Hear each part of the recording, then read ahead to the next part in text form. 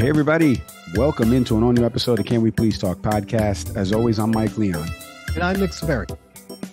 On the program today, a crazy week around the world, the continued wars between Russia and Ukraine, Israel and Hamas, another mass shooting here in the United States last week claiming 18 lives up in Maine, and in Washington, D.C., a new Speaker of the House was elected last week by House Republicans. Nick and I are going to recap the entire week that was, take you through it all. Plus, later on in the program, former White House Cabinet Secretary and assistant to former President Trump. He's a principal over at the Vogel Group. My buddy Bill McGinley stops by to talk to us about the latest mass shooting that happened up in Maine, some of the work that he's actually doing with victims, families of the victims of the Parkland mass shooting that happened back in 2017. We're going to talk about Israel-Hamas, a breakdown of the newest Speaker of the House, Mike Johnson. Bill's going to help us analyze all of that in the next segment. And before we sign off, Nick, we will say farewell to a campaign that will soon be forgotten. That's right. I wrote it like that. More on that in just a bit. Now I say hello to my co-host, Nicholas Severi. Nick, what's going on, buddy? How's everything? What a crazy dude. No joke. What a crazy week. For people that don't know how we do this show, Nick and I record our intros separate days than when we record our interviews. So the interview with Bill a few days ago, we're doing our intro a few days after. And just in those few days, you know, the mass shooter is found dead. You know, I think it was in a vehicle or something like that he was found dead up in Maine. The craziness with Mike Johnson now in terms of he wants to separate the aid for Ukraine versus Israel and get that package in front of the Senate, the Senate itself. So that's going to lead to a showdown. Who knows if that'll get approved? Remember, the Democrats control the majority in the Senate. Just so many crazy things. And then Israel's continuing their offensive in Gaza. Hamas has released another hostage as of this recording. There's just so much going on. It's like you can't keep up with it because as you and I are about to record something else breaks when all this happens. But how you been otherwise? Yeah, I mean, I think there's no other way to say it. I mean, right now we're at a time where it's just tumultuous times, and even that soft tossing it. You know, I've heard some of the comments from the newly elected speaker. I'm always having a tough time when I hear members of the Republican Party that are not willing to look at members of the LGBTQI plus community with any sense of respect or dignity that want to talk about the Bible. Because Jesus would not have done this. And these same people that want to just, throw their Bible and thumb their noses at decency, consider themselves Christians, are an embarrassment truly to Christians. So when Mike Johnson leads off with talking about prayer and how this is all somehow, there was something he had said about, all these people that have come forward as members of Congress are doing a calling. I was going to say, let's feed into the first segment, because what I did want to do, I have some sound from him saying some of that stuff. So I was going to let you pick. You spoiled the card here. I was going to let you pick. Did you want to talk about the Maine mass shooting first, or did you want to actually talk about Speaker Johnson and some of his rhetoric from the last week, his voting record? You pick. What do you want to talk about first, sir? I mean, I'll go 1A, 1B. In terms of the Maine mass shooting, there's not much I can say. Let's do that.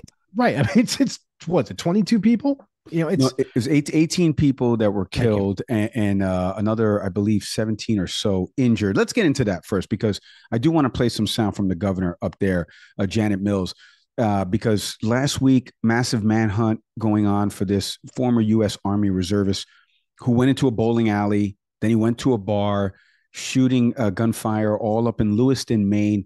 18 people were killed. He took his own life inside of a cargo trailer. That's what it was. Parked over in a recycling plant where he used to work. The guy's name was Robert Card. He's 40 years old, found dead Friday evening.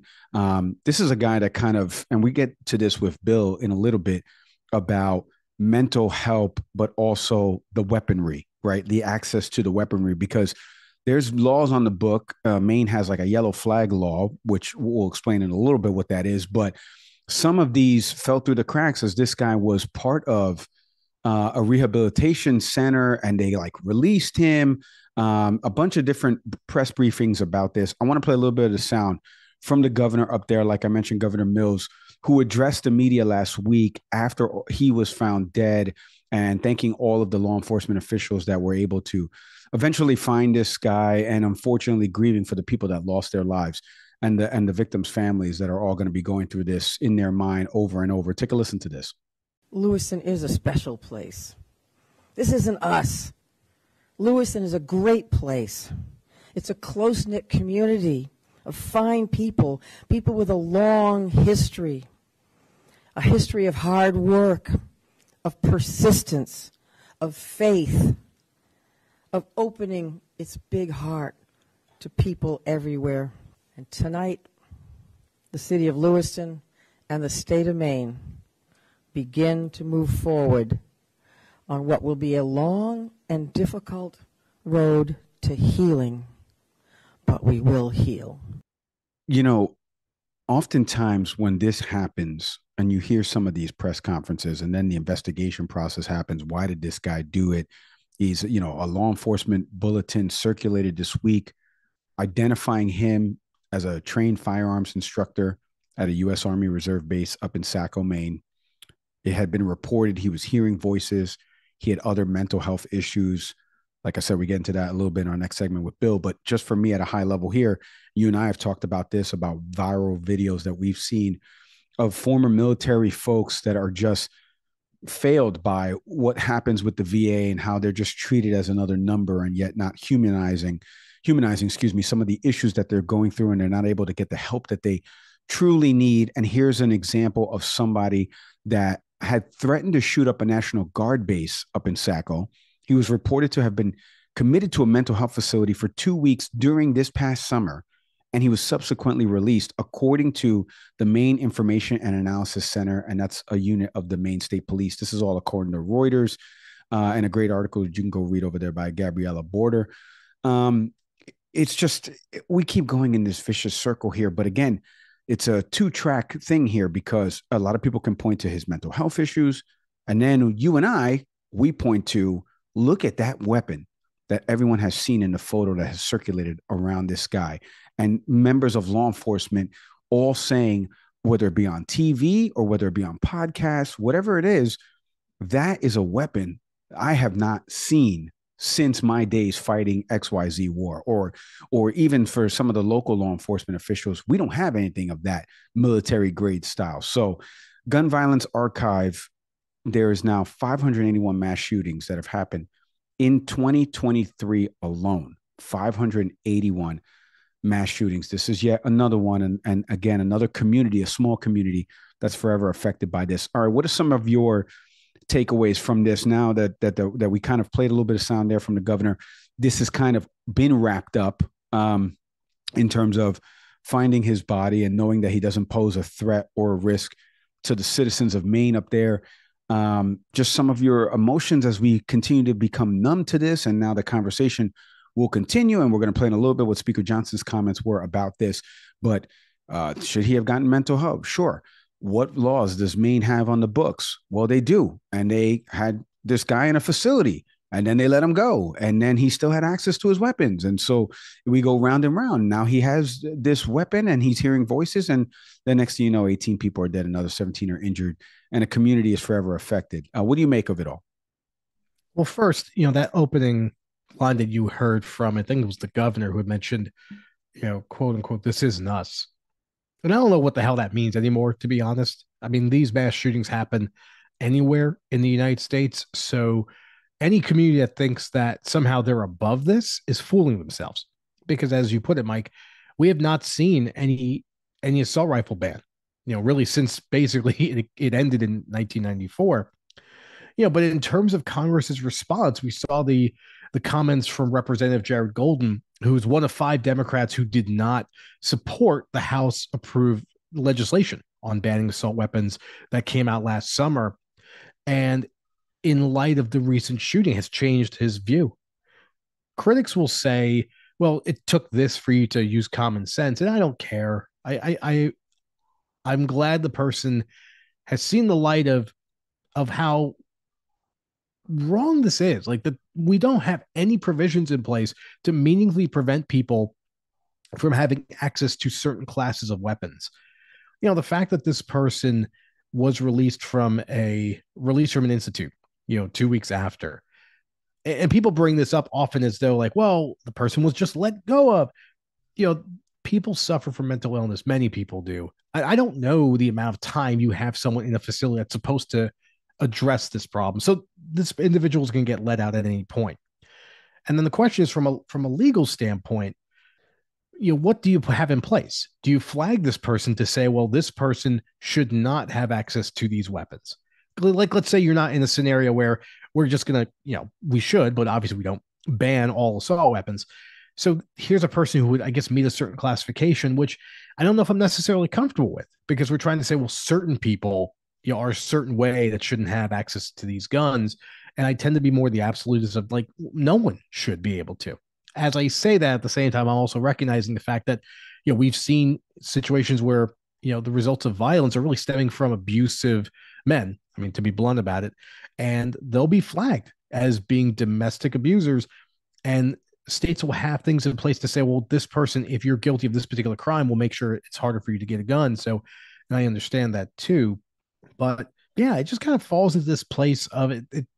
No one should have access to that gun.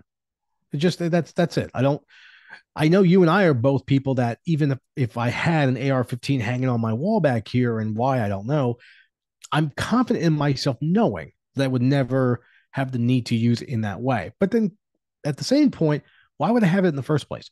Again, for anyone who's critical of my stance on this, I believe in the Second Amendment. I believe people should have access to certain classes of weapons, but I believe there should be classes. I mean, for goodness sakes, we have classes for drugs. And for vehicles too, by the way. Just because you drive a car doesn't mean you can drive a truck. Right. We don't have that for guns. And then before people want to get stupid and write this show and say, well, the Second Amendment, blah, blah, blah, need I remind you the very important detail of the need for a regulated militia, which I would argue is the police department. So there is a language that says there is something that should be in place. So if we're willing to have classifications for so many other things in our society, we should certainly have them for guns. I would just add to that also, if my memory serves me correct, that was written, what was that, 17s? Yeah, okay, exactly.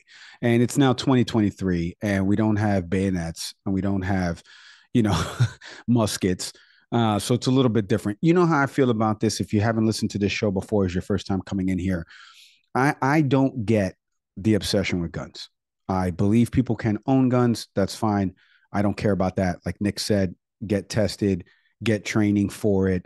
I don't care that you own it. I'm not a gun enthusiast by any stretch of the imagination. But like I've said before, and maybe it's just me, maybe it's just Nick, I don't know. But I equate it always to golf. And if tomorrow Callaway, Epic, Big Berthas were being leveraged by people in mass driver killings because people are swinging golf clubs needlessly, and the government was like, we need to take these off the street. Everyone give us back your Callaway, Big Bertha, Epic driver. I would drive mines back and give it back up like that. I mean, again, that's me. Some people will say, you don't know what you're talking about. Yeah, well, maybe I don't, but that's what I would do for the greater good, because I see that this is out there in circulation and it's costing people's lives and it's affecting communities. And I know we're going to get with Bill in a second about the mental health aspect of this. And we're doing a partnership coming up with somebody in the space, but there's the other part. We don't really talk about the mental health and treat it seriously. So there are certain states that rank really low in terms of funding for some of those mental health services programs. I don't know where Maine ranks on that chart, but there we go. If you're not taking it serious and you don't believe the crisis is real, but then you point to this as a crisis for why this guy did this, like we just keep going around in circles and we're not solving the problem. I want to segue into Speaker Mike Johnson because he had mentioned about the shooter. He was asked this on a Hannity interview last week over on Fox News, his first public interview since he actually got the job. And everybody, obviously, when these happen, everyone gets entrenched into their camps. And we're going to talk with Bill in the next segment about how to kind of break down that division and something that he's doing to get some bipartisan compromise on this. Because as he mentions to us, Nick, gun control is always the Dems' position. Grab the guns. Republicans don't touch the guns, but let's talk about mental health. But then we don't devote resources to mental health. So we're going around in circles. So how do we compromise on this? I want you to take a listen to what Speaker Johnson said about this, and then we're going to talk a little bit about his new job and what this looks like for the next 12 months for the U.S. House of Representatives. Take a listen to this. And this happens with almost every shooting incident. The immediate call by the left in this country, we need more gun laws, we need more legislation. What's your answer to that? At the end of the day, the problem is the human heart. It's not guns, it's not the weapons. At the end of the day, we have to protect the right of the citizens to protect themselves, and that's the Second Amendment. And that's why our party stands so strongly for that. I agree with the comments of your guests there. This is not the time to be talking about legislation. We're in the middle of that crisis right now.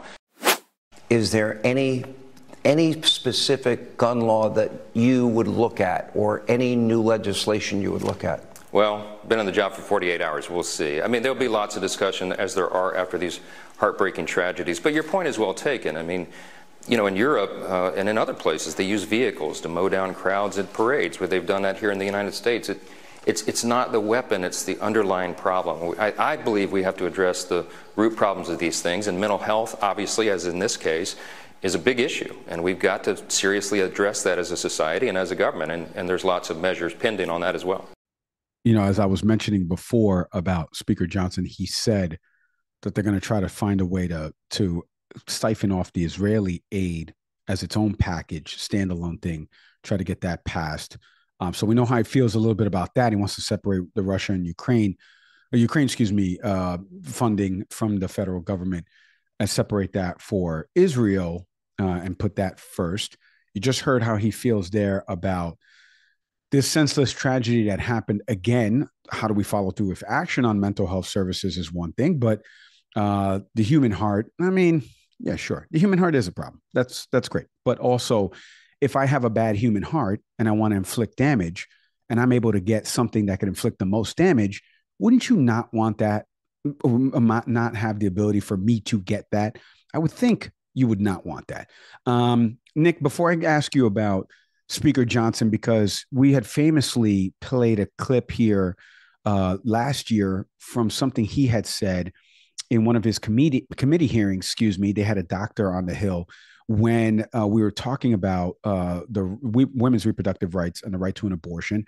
And they had a couple of doctors on. He was famously asking a doctor if she would be comfortable with an abortion as the baby's coming out of, the fetal canal. And the doctor said, that's not a real thing. Like in the medical community, nobody just acts babies when they're coming out of the birthing canal, not the fetal canal.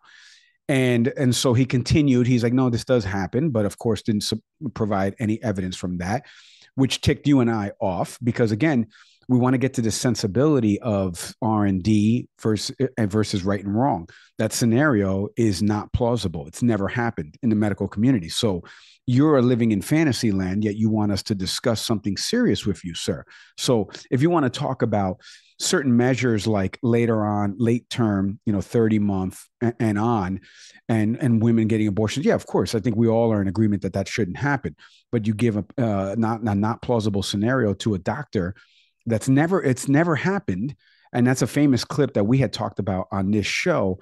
But I did want to mention for you, if you go to verifythis.com, they have an article about 5 different issues that the Speaker of the House has kind of positioned himself on, or at least he's talked about, whether it be publicly or whether it be in different press conferences, et cetera, on social media. First, everyone knows Mike Johnson was instrumental in helping to overturn the 2020 election results.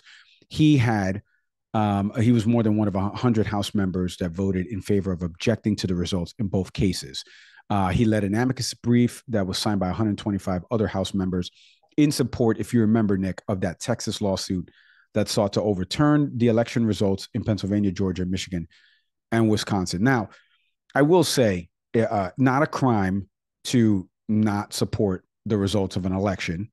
That some of that happened when Kerry didn't win. We've seen that on the Democratic side. It's smaller numbers. It's not 125 people, but we've seen that as well in 2016 with Hillary Clinton. Not a crime to do that. Just want to point that out there, though, that he did do that. Okay, let's go into the second one. Does he oppose abortion rights? I think we just mentioned that we know he's going to be pro-life, but how pro-life?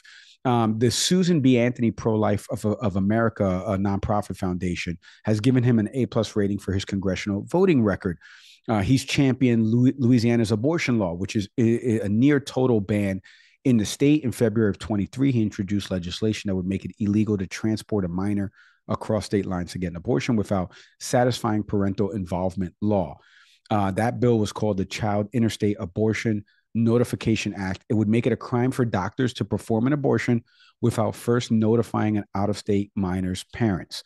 And the House obviously did not pass that bill at the time. Johnson has co-sponsored bills that would have banned abortions once a fetal heartbeat is detected, as well as after 15 and 20 weeks of pregnancy.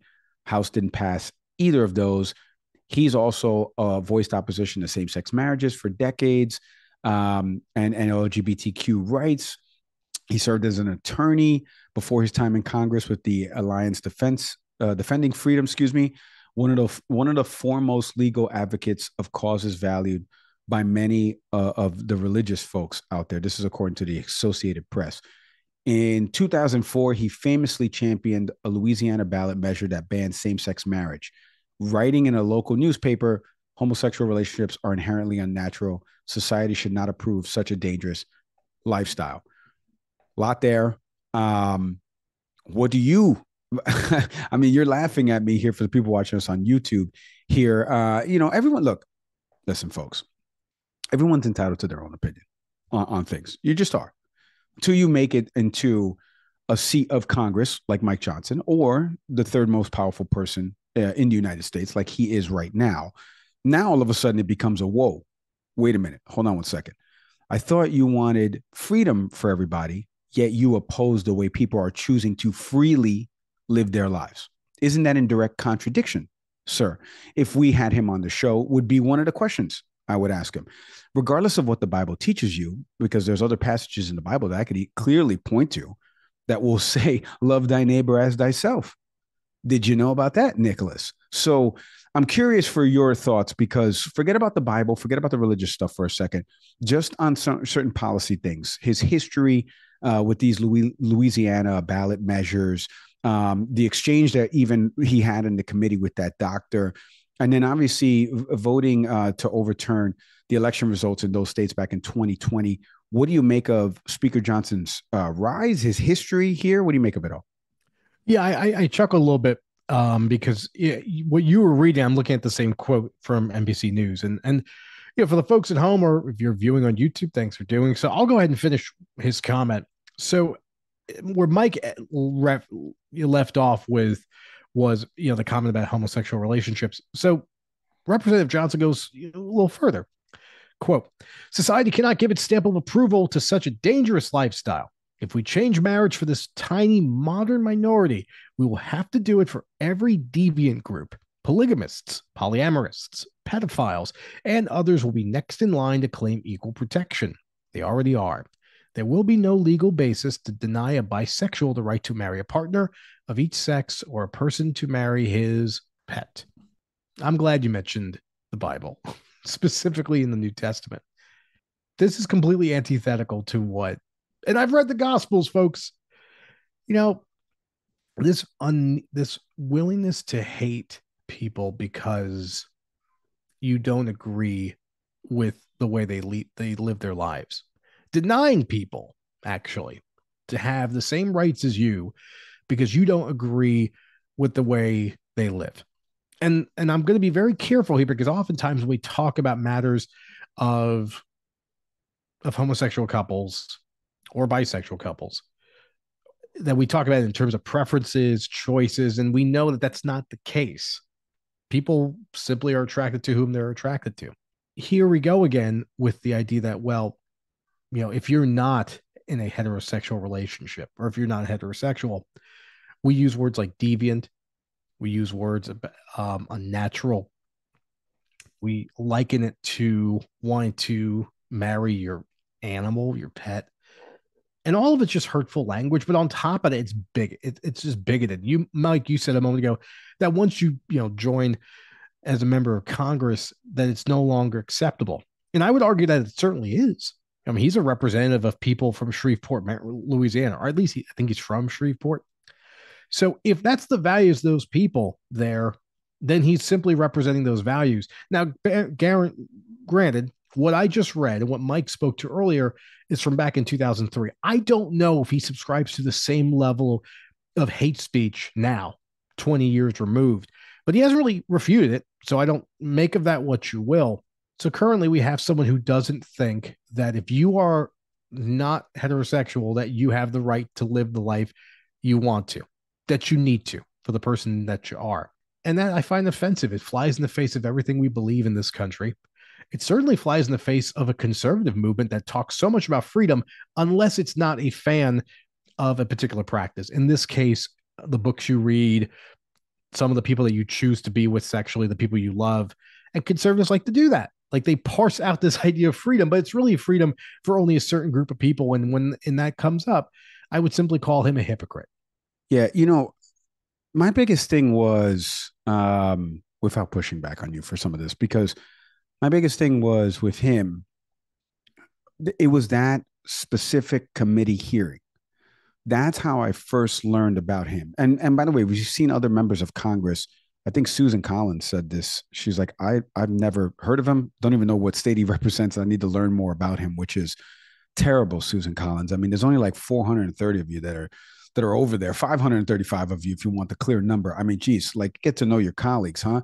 But I get it. Two different chambers. It probably doesn't see her that it doesn't see him that often. But that specific hearing was so annoying to me because, again, we talk about, you and I on this show, subject matter expertise. You and I are not doctors. We're just not. I know you're married to one. You're still not one, right? The knowledge transfer doesn't come over here. And you didn't go through years of schooling. You've never done a surgery or anything like that. And here he is in a hearing. He has no medical degree. He has no medical background.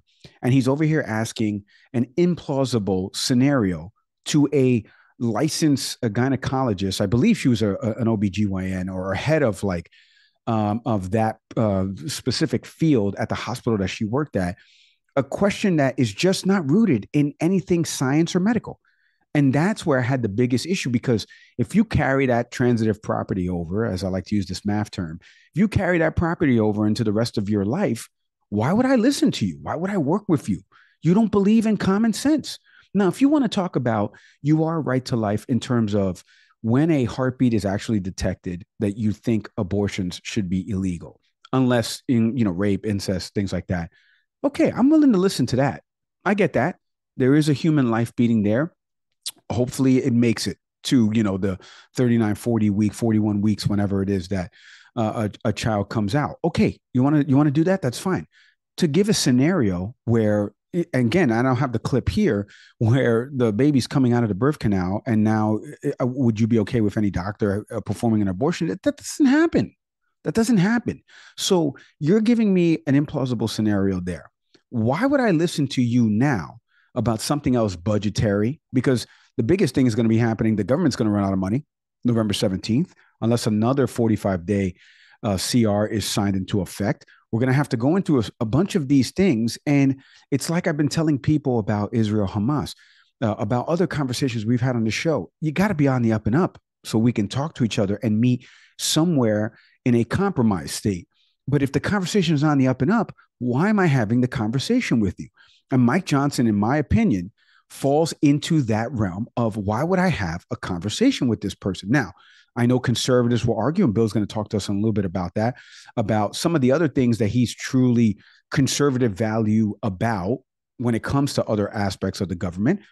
Okay, I'm willing to hear that, but I just gave you a scenario that we all saw play out on C-SPAN and other channels.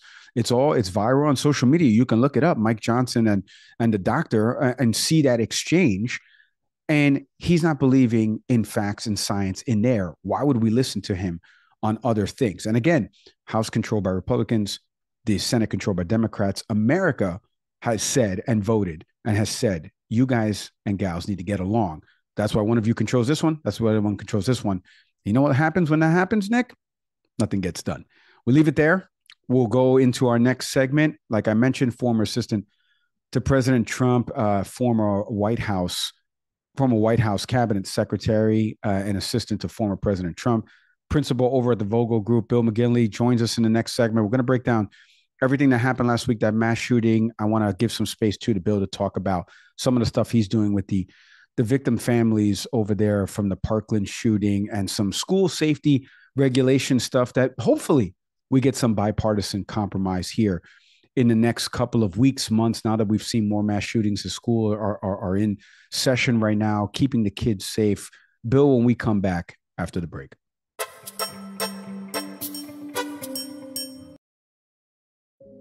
This episode is presented by the good folks over at Better Sleep, a personalized sleep experience for more restful nights and wakeful days. Nick, how's your sleeping habits, buddy? I know you got 2 kids. You wake up early.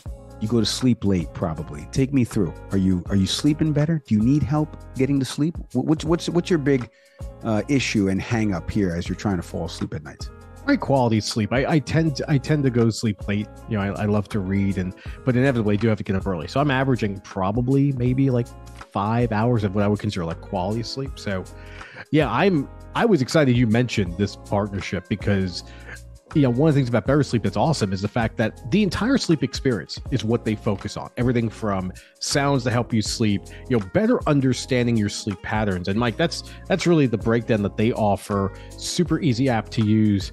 I can't brag enough about it. I'm starting to use it myself just to really just better understand how I sleep and how I can improve that. Because we take it for granted, but almost any athlete will tell you, any professional will tell you, our understanding of sleep is coming to the forefront of what really helps to improve performance. So I'm all for it. No, you're right. Anybody will tell you need your 8 hours at least. Improve your well-being in just 1 week. If you go to the link right now in our show notes, it's going to take you over to Better Sleep, and you can take the quiz. They have a take the quiz button that's available right there as soon as you come into the app. So that way it can adjust the sounds and everything you need to get a better quality sleep. Click the link in our show notes right now and head to bettersleep.com for a restful night's sleep.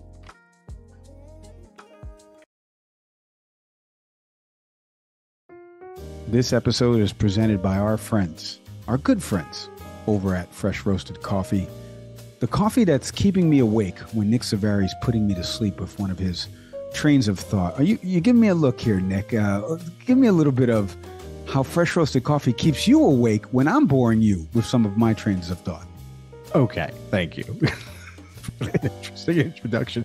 Folks, I'm a huge fan, as you all know, of Fresh Roasted Coffee, primarily for the simple fact about diversity. If you're a tea person, they've got you covered. If you're a coffee person, they got you covered too. Mike and I take our coffee very differently. Mike is a Keurig man. That is efficient. That is tasty. That's the way to go. I am a French press person. Nowadays, I actually grind my own beans. So when I get my batch of fresh roasted coffee, it goes right into the grinder, then to the French press, boiled water, let's go. But in either case, our cup of coffee comes out delicious. Mostly because they ask you at the jump, just tell us about you. Simple quiz. They'll direct you to the bean or brand that you should be getting in touch with. And that's the way to go. And then they just produce an incredible cup of coffee, again, regardless of how you do it. No, that's exactly right. You can take the quiz over at freshroastedcoffee.com, and in the show notes page right now of this episode, hit the link for a discount or enter in the promo code after you've taken the quiz, after you've selected the coffee you're going to order. Enter in the promo code, can we please get 20 for 20% off your first purchase. I'm telling you, this coffee is delicious. Go to freshroastedcoffee.com today.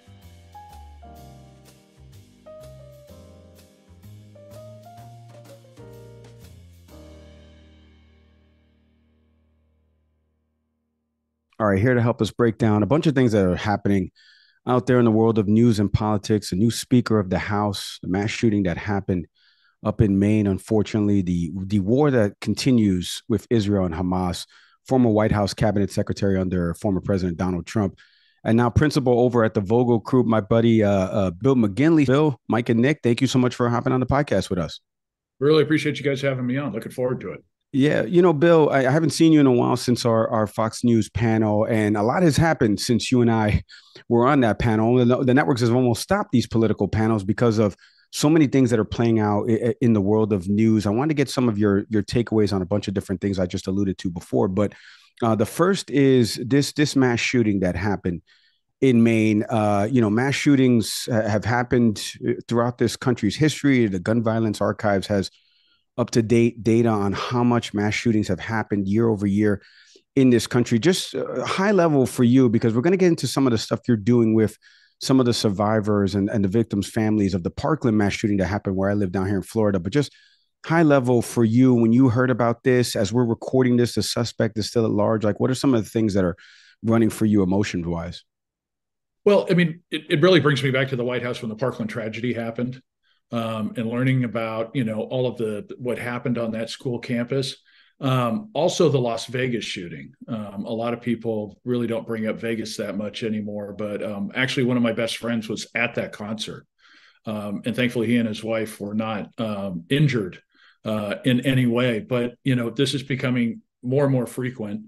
And I think it's time that we really acknowledge kind of the mental health crisis that we have in this country. I know that there's going to be a lot of discussions about guns and whether automatic weapons should be taken away. But for me, when you look at a lot of these different tragedies that are unfolding, including this one up in Maine, which hopefully will be brought to a resolution here soon, peacefully, we all hope. We need to start talking about mental health. We need to acknowledge the issue that's there and actually start having a very serious conversation about what we need to do to address it, including allocating resources to try and get a lot of these people the help they need. Bill, I understand that, especially with this most recent shooting. When we talk about mental health, there's also this recognition that, access to certain weapons is what makes this more, not necessarily more likely, but part of the reality. And oftentimes, in the midst of a mass shooting, we'll have that conversation of mental health, although as a country, we struggle with actually really addressing that. And that's partly Congress to blame. But in matters of dealing with recognizing, that there are different classifications of weapons, and like, what is our conversation here going to be about? Not necessarily here, but I mean, just nationally, of recognizing that is part of our challenge, coupled with mental health.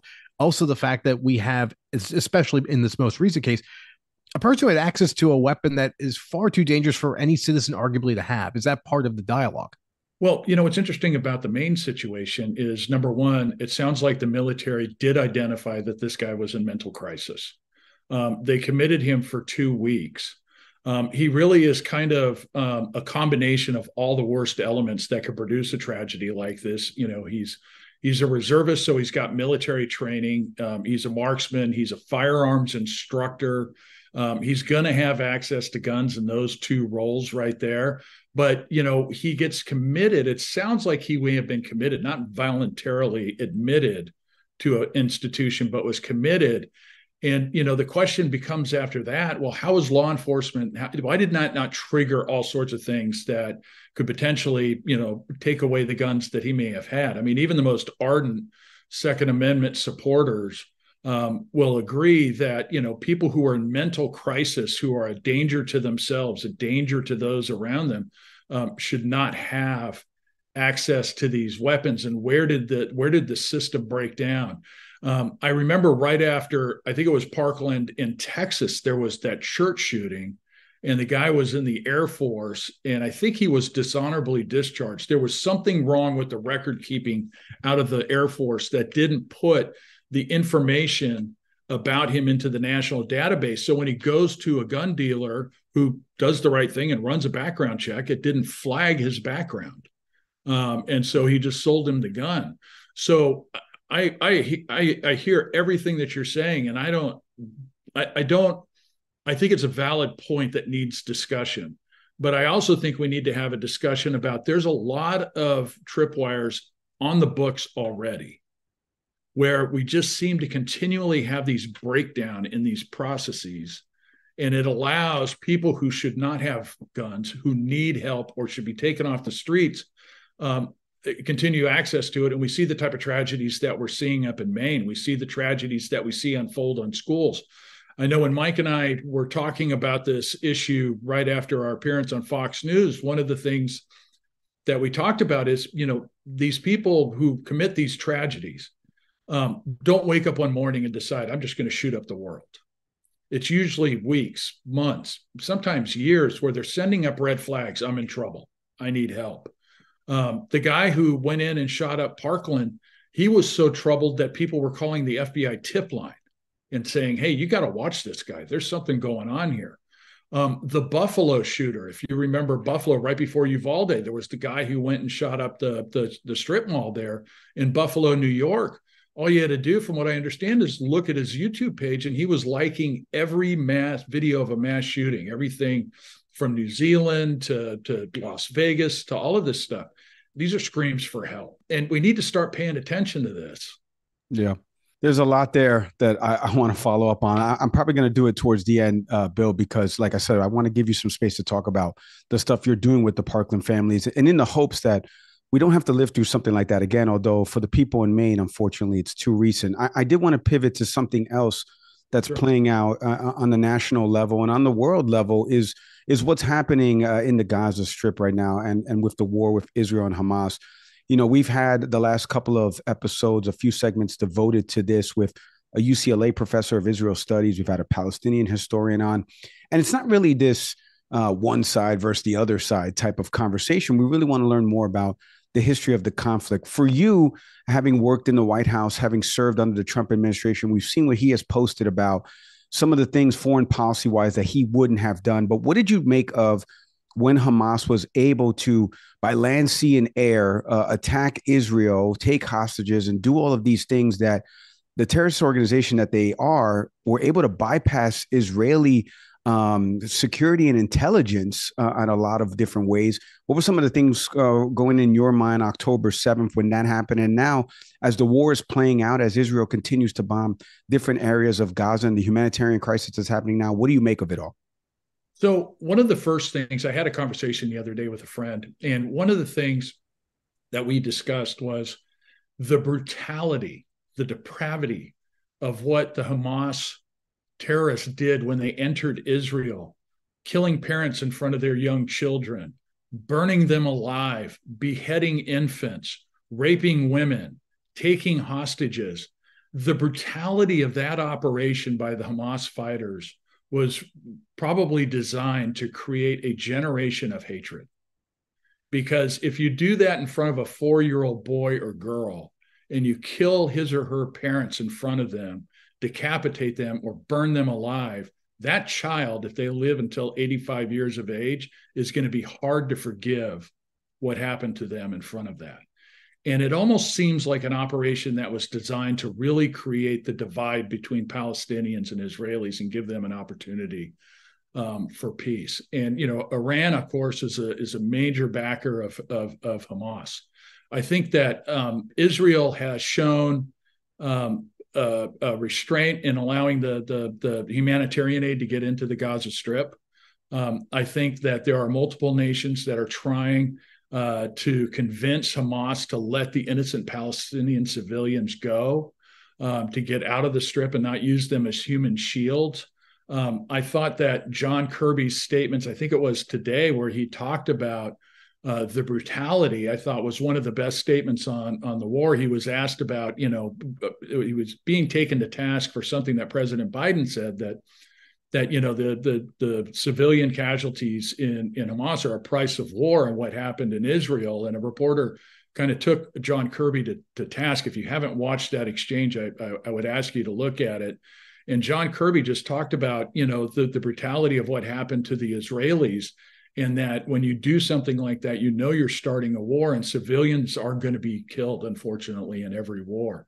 I don't see how Israel survives if they don't try to take out Hamas. I think they really do have a generational issue on their hands, especially with the current power dynamic in the Middle East. We all hope for peace, but I don't think peace can come until Israel's able to try and secure its borders by taking out the terrorist threats in the Gaza Strip. You know, that transitions to a reality we're dealing with, which is the absence of a House Speaker until recently, because any major decisions and votes of that such to support Israel or Ukraine, for that matter, were not in place. And that's no longer the issue as of yesterday with Mike Johnson from Shreveport, you know, Louisiana, of course, now the new speaker. You know, Bill, what's your assessment of the new speaker? The story about Representative Johnson seems to be that he's a relative unknown. So going from that sort of perception to where he is now, what's your read of him? what made the party really rally behind him? I think the party needed to the House Republicans needed to go through a process. There were the 8 Republicans that joined with the Democrats and voted voted for the motion to vacate and deposed Kevin McCarthy. And it almost seems like in retrospect now, they needed to go through each member of leadership leading to Mike Johnson and really kind of expose some of the personal animosity there may have been amongst House Republican members. But also to really, and I said this to somebody the other day, watch the more junior members, the people who haven't been around long enough to make enough enemies to deny them a leadership post. And that really kind of happened to Mike Johnson. I think what it says about the conference is, number one, they were ready to end this. After Emmers got the nomination, he just wasn't going to get to 217, and he did the right thing and very quickly bowed out of the race, just like Steve Scalise did. And it really fell to Mike Johnson, who was the second highest vote getter. And I think people looked at Johnson. He's very well regarded in the conference. He's somebody that moderates and conservatives like. He's a gentleman, I think is the best way to say it. He treats everybody with respect. He's got some very he's conservative, and he's not afraid to show that. But I also think he does something that a lot of people in Washington refuse to do, and that's listen. And I think that may have been something that helped him get across the finish line and get a unanimous vote from the Republican conference. He's going to have a learning curve.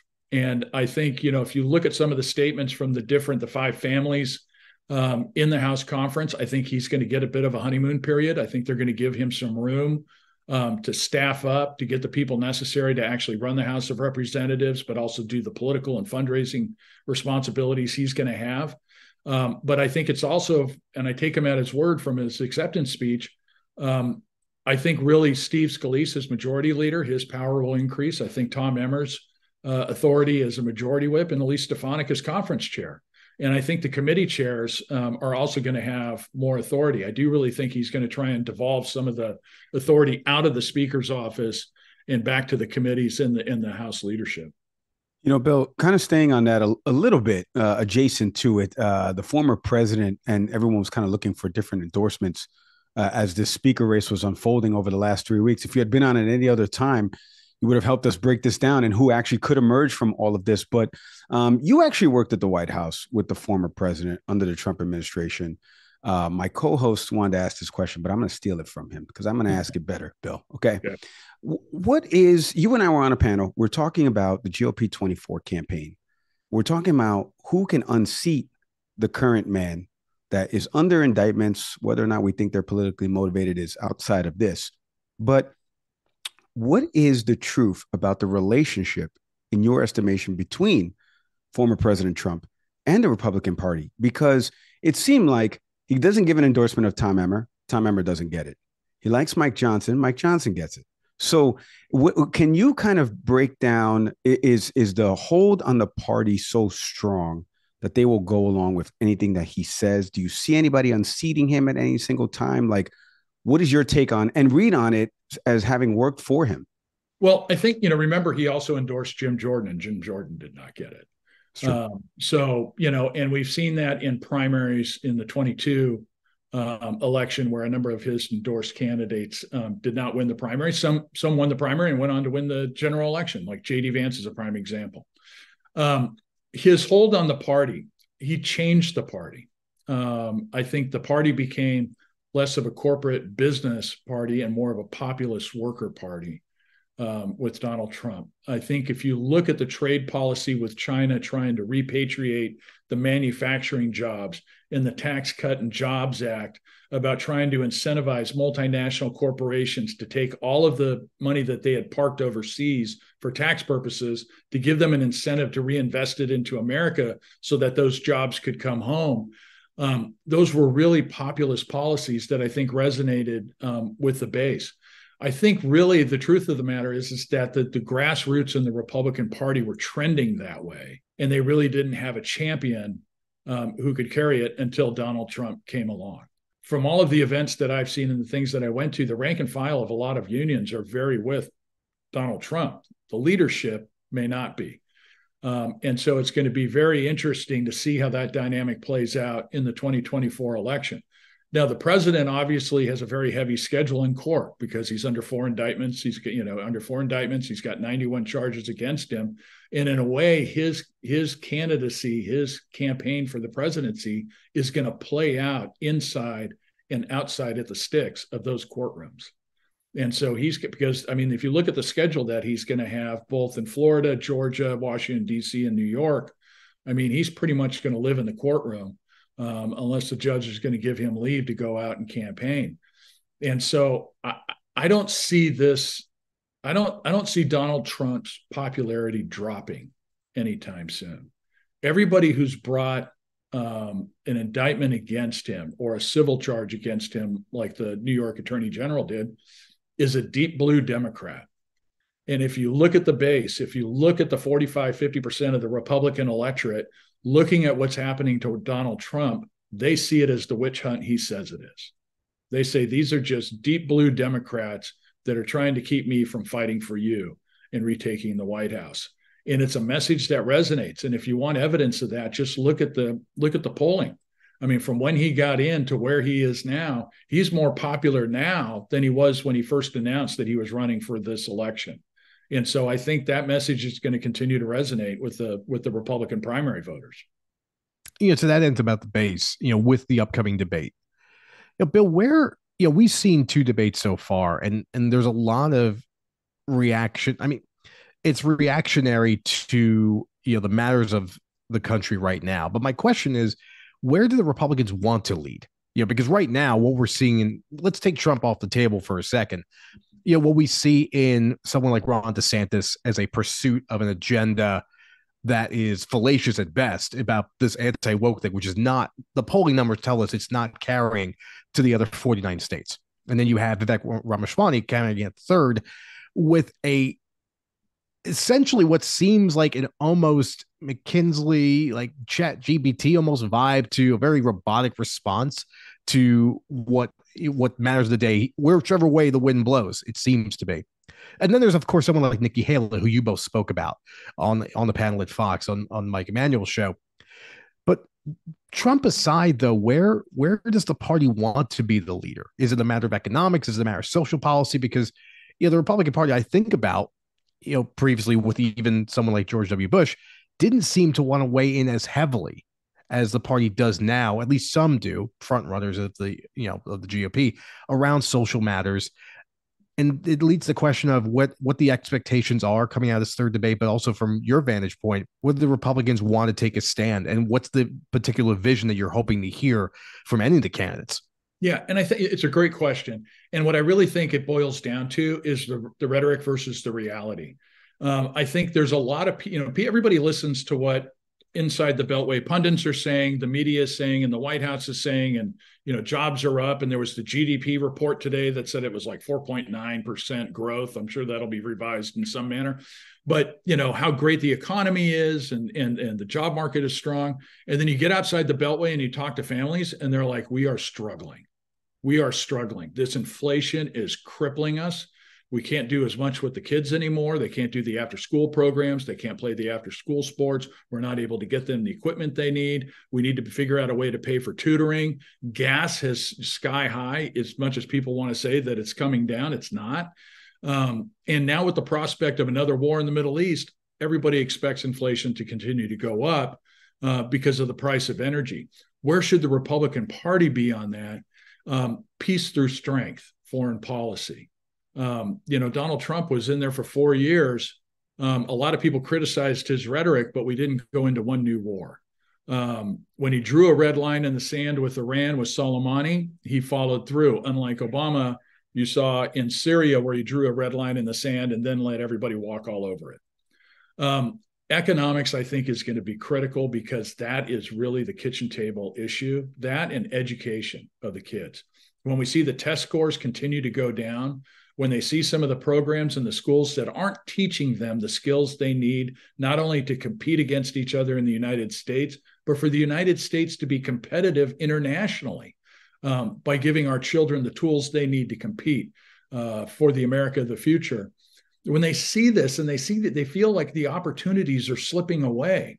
And, you know, I don't, you know, maybe we're heading back to malaise like the Jimmy Carter presidency, where people just felt like the future wasn't going to be as bright as they felt that they had it, or that their parents gave them, or their grandparents before them. I think that's where it is. Peace through strength, foreign policy, getting a handle on the economics, securing the southern border so that the families are safe. And we don't know who's here. And it's really scary when you look at what's happening on the streets of America. Who do we have in this country? We just don't know. Making sure that inflation gets under control, educating the kids, teaching them how to think, not what to think, and giving them the tools to succeed. It doesn't matter who you are, school choice. Let's get all of these kids in the underprivileged areas, get them into good schools and give them the future that they deserve as Americans. You know, take all of these issues and wrap it into one. And it's really kind of a morning. It's not a morning in America, but America is a hopeful place. We are still the place of freedom, and try and restore freedom and give these families a fighting chance. And what we're talking about, and this is really kind of how the populist tendencies of the Republican Party, I think, show through. It's not only are we talking about corporate America, but we're really talking about the workers in America and giving them a fighting chance. But we're also talking about the small business owners. And the small business owners are the engine of job growth in the United States. Before the pandemic, they were 70% of job growth. You wanted to talk about the success of an economic policy. We used to hear a lot, you know, people would come in and talk about Tax Cut and Jobs Act. What we really heard about was the deregulation effort. And when businesses were saying, you know, we had to comply with all these regulations that didn't make sense. We want clean air, we want clean water, we want our kids to grow up in clean neighborhoods, but these regulations are killing us, and they're not advancing that goal. They're just there to be there. And so the dereg effort really led to a boom in manufacturing. It repatriated a lot of jobs. And I think, you know, that's what we need to do. We need to focus on America and American jobs and American families. And the small business owners need to be recognized for the important role they play in our country. You know, speaking of American families, Bill, I wanted to give you a couple minutes here to talk about some of the stuff that you and I talked about back in August, and the stuff you're doing with Max Schachter down here. Some common safety, school safety bills that you guys have been working on, talking with Representative Diaz-Balart about some of this stuff in light of what happened in Parkland back in 2017 and this recent shooting, again, not at a school in Maine, but give us a little bit about some of the stuff that you guys are doing with the families of Parkland. Yeah, thank you for bringing that up. When I was in the White House, I got to know Max Schachter. His son, Alex, was murdered at Marjorie Stoneman Douglas High School on Valentine's Day 2018. And he was very active and at the White House when we were having about 2 weeks of meetings. Plus, we formed the commission on the Federal Commission on School Safety. And Max and I got together, and I really came to appreciate Max and what he's doing. And one of the things that we, both of us, have come to the conclusion of is that we need to start focusing on some of the common sense school safety measures that can be taken, such as hardening school architecture, increasing resources for mental health, using technology to increase security on campuses so that we get an early detection warning, but also law enforcement training so they understand what to do when you have an incident of targeted violence on a school campus, so we don't have a repeat of Uvalde, where they sat in the hallway for 75 minutes, where the kids were being killed, but the kids who were already shot could have been saved if the EMTs could have gotten in and tended to them, but instead they died. And that's one of the phrases that you hear quite a bit in the school safety space is stop the killing so you can stop the dying. And so we talk about these common sense things that we're trying to push. One of them is called the Eagles Act. And after Parkland, the Secret Service, the National Threat Assessment Center, started looking at what are the profiles of these people who go onto campus and actually commit these acts. You know, are there some common characteristics? And I think you guys won't be surprised by some of the findings, you know, unhealthy home life, bullying, drug abuse, you know, otherwise just people who are really kind of crashing and they feel like they've got nothing else but to go and do this and almost make it a mass suicide. And so what the National Threat Assessment does is they run multidisciplinary threat assessments. So let's say you become aware, somebody posts something on social media that says, I'm going to go shoot up this school, or I'm going to go shoot this up, and somebody finds it, the principal gets involved, law enforcement gets involved, mental health professional gets involved, teachers, they talk to people who may know this. Hey, has something changed in their life? Did their parents just get divorced, right? Has something happened to a family member or a friend? Are they now using drugs where they weren't using them before, to try and figure out, is this person in trouble? And the reason that you do that is because you're not trying to fuel the school to prison pipeline by trying to lock them up. You're trying to discover these issues early so you can get these kids the help they need, so you can help them lead fulfilling lives, as opposed to being infamous for committing these types of tragedies. Another one is Alyssa's Law. Alyssa's Law is introduced by Congressman Gottheimer, Democrat from New Jersey, and this is the Panic app. So a number of states have already adopted this law. Teachers will have the Panic app. So if something happens, student has some sort of seizure in class, they can hit the Panic app, and it goes right to first responders. It also helps geolocate so that they're not thinking, where the heck is this going on in the school? They can get right to that classroom. And what you want to do with that is you want to cut the response time. And the reason you need to cut the response time is because it preserves life. If you look at what happened in the Covenant School down in Nashville, everybody applauded the police. They did an amazing job. When they showed up on the scene, they ran to the gunfire. There was nothing that was going to stop them. You could see the military training they had. They cleared the classrooms on the first floor and went right to the shooter and were able to neutralize the threat. Problem is it took them 12 minutes to get to the campus. Parkland, I think around 20 people were shot within 90 seconds.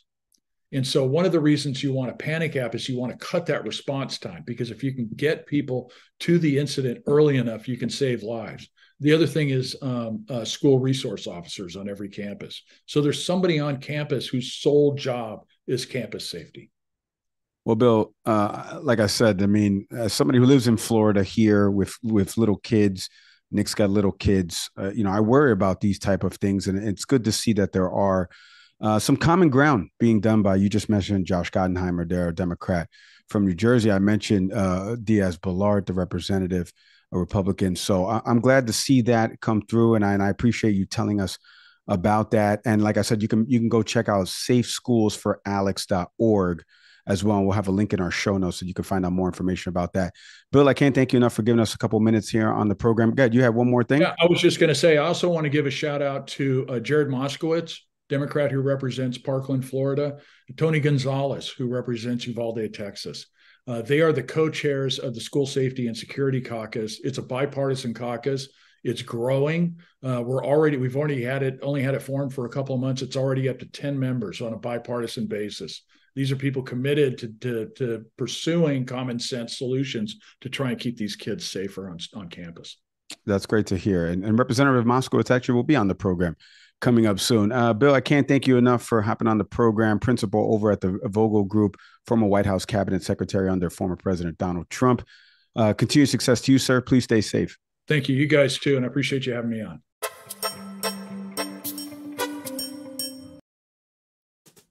This episode is presented by the good folks over at Nerd Focus, new energy drink sponsor on the show. Nick, let me ask you a quick question. Do you lack focus and concentration, motivation? Do you need something to boost your stamina and strength? I do. Coffee isn't enough, so I'm always looking for other options. Well, I got something for you, Nick, that's going to boost your stamina and strength. It's going to enhance your focus and concentration. We're going to ramp up your motivation. We're going to provide alertness and stimulation. We're going to even improve your mood, Nick, which a lot of people on the comments are going to be happy with. I got the original Think drink infused with powerful nootropics, performance boosting nutrients. Click the link in our show notes right now to get a special offer on Nerd Focus beverages for being a Can We Please Talk listener. Nerd Focus, there's a nerd in everyone. All right, our thank yous there to Bill McGinley. Like I mentioned, former assistant to President Trump, principal over at the Vogel Group. Nick, one thing I did want to mention, Bill had sent me something because we were talking about it in the interview about this kind of adjacent or comparison, I should say, between President Carter's administration and President Biden's administration. There was something with the Iranian Revolution in 79, if you remember. Now we've got, unrest in the Middle East, to put it mildly, during the Biden administration. So Bill had mentioned that, but he sent me something. We were talking about it with Bill off camera about Key issues for 2024. We asked him about it. You all heard it in the interview. He said economics, education. Sent me something over from the Associated Press. This was a poll that was conducted back on October 9th. This was an AP poll that finds 40% of Americans say their household debt has gotten higher in the last year. Most U.S. adults say their household expenses have risen, fewer having added income or savings. Can't confirm or deny if I know anything about that. And then obviously 69% said their household expenses have been higher in this poll. 22% said about the same. 40% of the people polled in this survey, about 1,163 adults, said their household debt was higher. 39% said about the same. Household income, 23%. And in terms of if it's higher or not, and then household savings. I just want to give that context because, it's true. The economy, you've said this a bunch on this show. I've said it a bunch. Actually, you've said it more. People care more about their wallet than anything else that's happening, right? Because the wallet is how you pay for the rest of the things that your family's able to do. And Bill brings up a great point. And again, that's a poll that I encourage people to go check out there. It's from the public affairs research from the Associated Press. I don't know what NORC stands for, the acronym, but you can go check out that poll. That was October 5th to the 9th. Again, thank yous to Bill for coming on the show. All right, Nick, before we sign off here, as you hear the music in the background, we say farewell to a campaign that, to quote Matthew McConaughey's movie, failed to launch. And that was former Vice President Mike Pence recently announcing that he is not going to be running for president with the highest office in the land. He dropped his bid last week. He said, as a matter of fact, why don't we play what he said? Take a listen to this. But the Bible tells us that there's a time for every purpose under heaven. And traveling across the country over the past 6 months, I came here to say it's become clear to me this is not my time. So after much prayer and deliberation, I have decided to suspend my campaign for president effective today. I mentioned this a bunch, that in any other walk of life, forget politics for a second, any other walk of life, the number two at a company, the number one leaves most of the time. You see it in sports. The head coach gets fired, the assistant gets promoted to the head job. In any other walk of life, the VP, just like President Biden, who was formerly the vice president, right? Just like Al Gore, who made a run at it back in the 2000s. Anybody else that was a former number two that knew about the ins and outs of the job requirements of the presidency of the United States would be far and ahead in some of these polls. And the latest 538 national polling, even at the local level, 538 national polling, Pence was, hovering around maybe 3 to 4%. But intimately in Iowa, from the Iowa State University poll that happened between October 6th to the 10th, he was polling at 1%. By contrast, Ryan Binkley, the GOP presidential candidate that we had on the show, Nick, he was polling at 2%. And this is a guy who has never worked in government in his life. There was also one thing before I get your takeaways, before we sign off here. Speaking of the Associated Press and NORC, Center for Public Affairs Research, they did a poll around all of the candidates back in August. 57% of the people in that survey, Nick, found Mike Pence to have a negative view about the former vice president of the United States. Only 28% of the people polled in that poll had a positive view on him. I mentioned it on TV a few weeks ago that Mike Pence, it was getting late early, to quote Yogi Berra. I didn't think it was getting this late early where he would suspend his campaign and announce that he was dropping out. What do you make of the former VP being out of time here, or being at the end of the road, as Boyz II Men just eloquently put it there? So here's how this works. Who exactly was the target voter? You run against your predecessor, which Al Gore tried to distance himself from Bill Clinton, lost votes for doing so. So obviously you're not trying to win over the MAGA folks. It's a sizable number of people that you're distancing yourself from. Fine. Well, the people that you tried to win over, moderates or Republicans who aren't crazy, also don't like you, because when you were vice president, you didn't really distance yourself from the president. Mike Pence seems like a capable, sound, intellectual person. Clearly, The person who worked above him was not. And at no point, similar to that doctor who sat in the back when Trump was talking about ingesting chlorine or whatever to get rid of coronavirus, this fool sat there and said nothing. Mike, there have been 19 vice presidents who've tried to run for office. Of them, there's a lot of names on that list I, even as a history buff myself, can't tell you. But since 1960, Mike Pence is far and away the worst person to run for the White House as a vice principal. He may as well been from the HBO show. This is a list that includes Dan Quayle, who famously decided to go after a TV character who had a baby by herself. Al Gore, who foolishly walked away from a successful Bill Clinton administration to try to carve out his own name. And Richard Milhouse Nixon, who orchestrated a crime in order to win the White House. Now, was he the only president to do so? Present company accepted. Who knows? Absolute bozo. Cannot be happy enough he's left. He's an embarrassment. You have someone in the former president and people on January 6th calling for your head. You barely can come forward and say anything about that. Took you months to finally admit that maybe your former boss probably didn't like you very much. Similar to Ted Cruz and any other Republican who doesn't have the guts to stand up to Trump, either physically or even on a debate stage, get off it. Goodbye. Well, I want to leave it there, but geez, you left a lot open there. Nick Saveri giving his thoughts there on the former vice president. We thank him for that, I guess. I'll be a little bit less harsh. Mike Pence did the right thing, as we all know, on January 6th. And I am in agreement with you throughout his campaign messaging. He just couldn't find this footing that he was trying to stand on in terms of calling out the MAGA base while also appealing to those voters. And his message wasn't translating. We saw in that Tucker Carlson roundtable interview that they were doing in Iowa with all of the candidates. People were booing him there back in Iowa. And you can see based on the polling why he's decided to drop out. So we say farewell to the former vice president. Get him next time is the slogan here. All right. Speaking of next time, we'll see you in our next episode. As always, if you want to check out the video portions of any of the interviews we've done on this show, head over to our YouTube channel, type in Can We Please Talk Podcast. We should pop right up. Audio podcast platforms you know by now, Apple, Spotify, Google. Shout out to everybody who listens to us on Good Pods. Download the YouTube Music app. We are live over on the YouTube Music app. Shout out to Acast, our hosting platform. Can't do without them. Can't do it without each and every one of you that listens to this program. As always, I'm Mike Leon. A far better man than Mike Pence. I'm Nick Saveri. See you all later. That stays in. We'll see everybody next time.